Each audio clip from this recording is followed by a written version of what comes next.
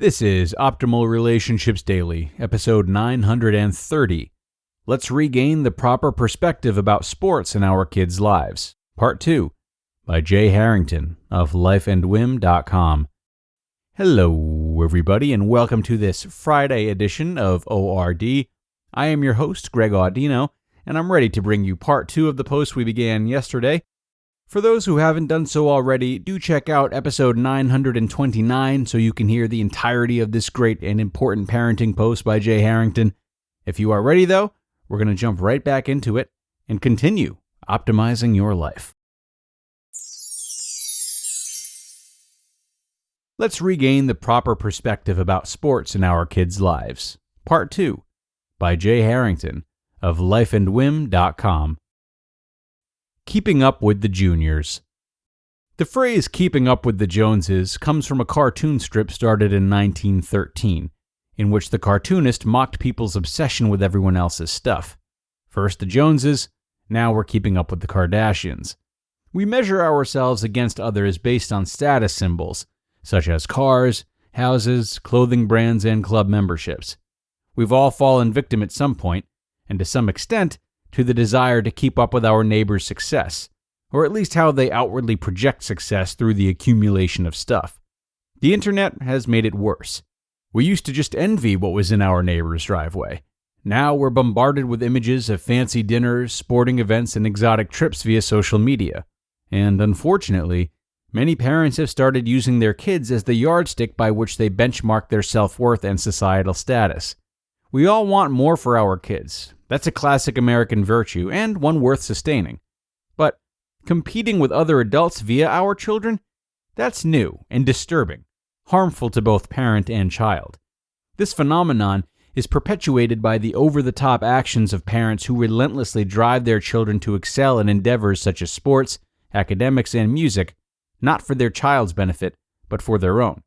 We all brag about our kids, but these people take it to a whole new level.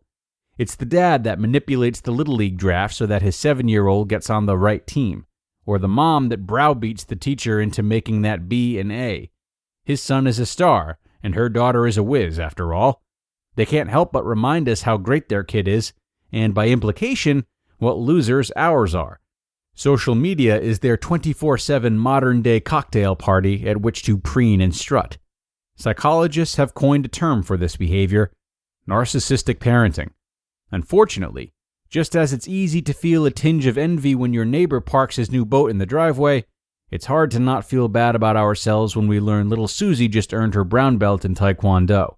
So, we panic. Am I teaching my kids enough? Are they falling behind? Should I sign them up for more lessons? Next thing you know, your kids are busy 5 nights a week. I've experienced this, and our oldest just turned 6. I'm sure the pressures grow exponentially as kids get older. Luckily, Heather is good about applying the brakes on this type of thing. I need to check myself every time I walk into my daughter's kindergarten classroom and start comparing her macaroni noodle art project to those of her classmates. The problem is most prevalent with sports, though.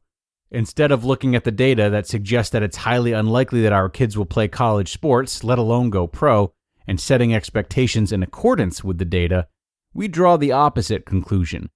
We decide we need to start our kids even earlier and push them even harder.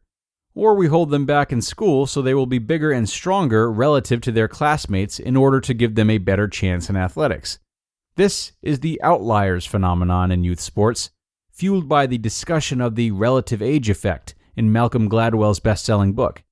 And parents are pushing their kids toward one sport specialization at earlier and earlier ages, despite ample evidence that it's not necessary and generally is antithetical to achieving elite athletic status. This is crazy. As parents, we need to get a grip. We shouldn't try to fulfill our own unfulfilled dreams by driving our kids to be winners. What does it say about us when our kids feel that our love is conditional on their success and achievement?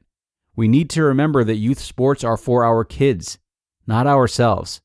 It's even crazier and more disheartening when you realize that many kids flame out anyway under the pressure, quitting their parents' favorite activities at 15 or 16 in the ultimate act of teenage rebellion.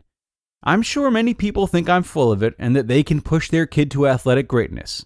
But to me, That's like thinking you can win the lottery by balling your fists, furrowing your brow, and trying to will the right ping pong balls to blow out of the machine. Not going to happen. By and large, it's an outcome that's up to your kid, not you. Let's take back the fields of play.